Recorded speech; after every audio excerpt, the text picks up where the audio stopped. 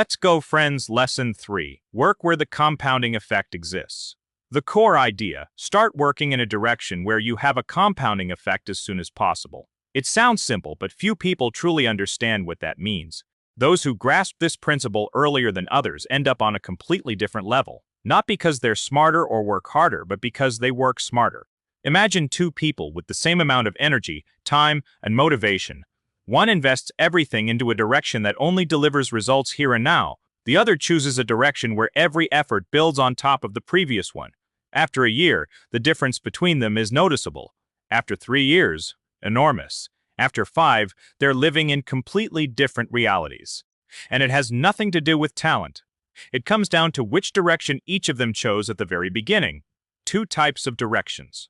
There are directions where you work for an immediate result.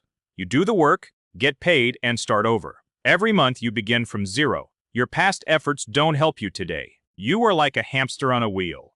There is movement, but no real progress. And then there are directions where every action you take today comes back to you tomorrow, next month, next year. Your skills grow, your reputation strengthens, your client base expands, your product improves. You put in the same amount of work, but every day it produces greater results.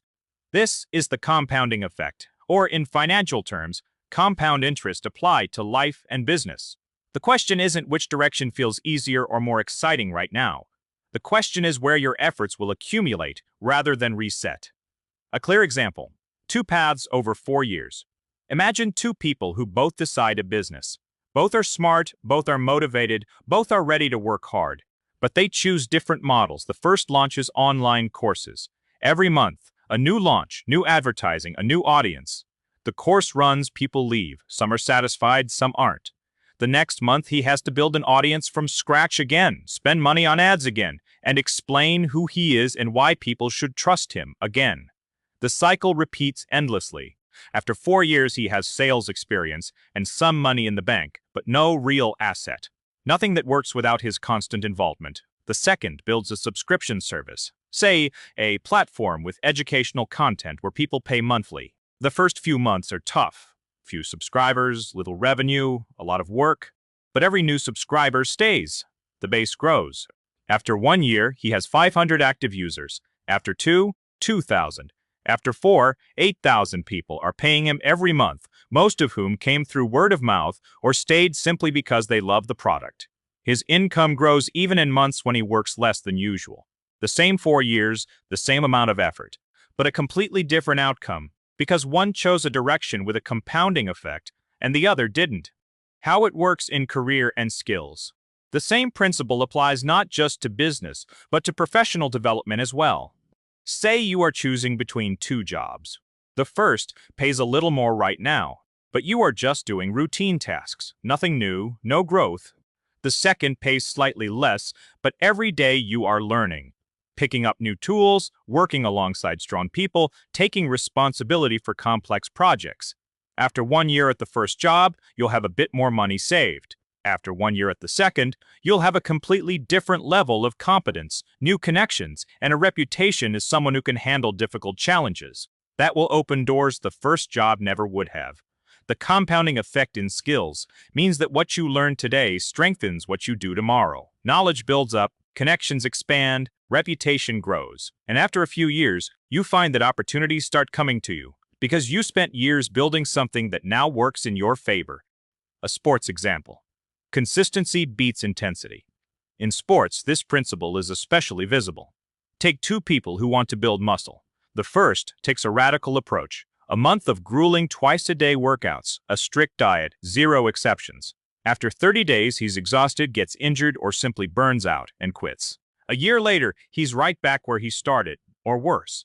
The second chooses a program he can realistically sustain for years. 5 workouts a week, moderate nutrition control, adequate recovery. Progress is barely visible, maybe 100 grams of muscle per week, no more.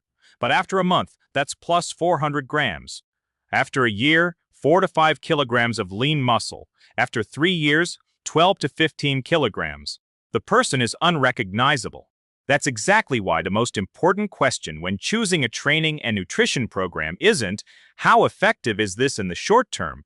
The most important question is, can I do this for the next 5, 10, 20 years?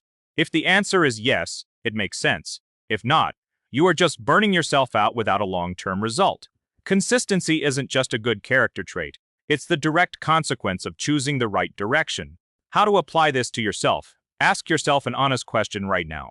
You probably have several options for where to go next. In work, in business, in personal development. Look at each one and ask which of these directions will have what I do today compound and come back to me in a month, a year, 4 years from now. This doesn't mean ignoring money in the short term. It means that all else being equal, always choose the direction where your efforts work like compound interest, where every day you drive another nail into the same spot, and eventually, the nail goes all the way in. Conclusion. It doesn't matter what we're talking about, business, career, sports, skills, relationships. In every area you can find a version with a compounding effect and a version without one. The first requires patience and belief in long-term results.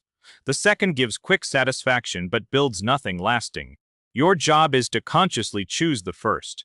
Every day you are either building compound interest or spinning your wheels. There is no third option. And the sooner you realize this, the further ahead you'll be in a few years.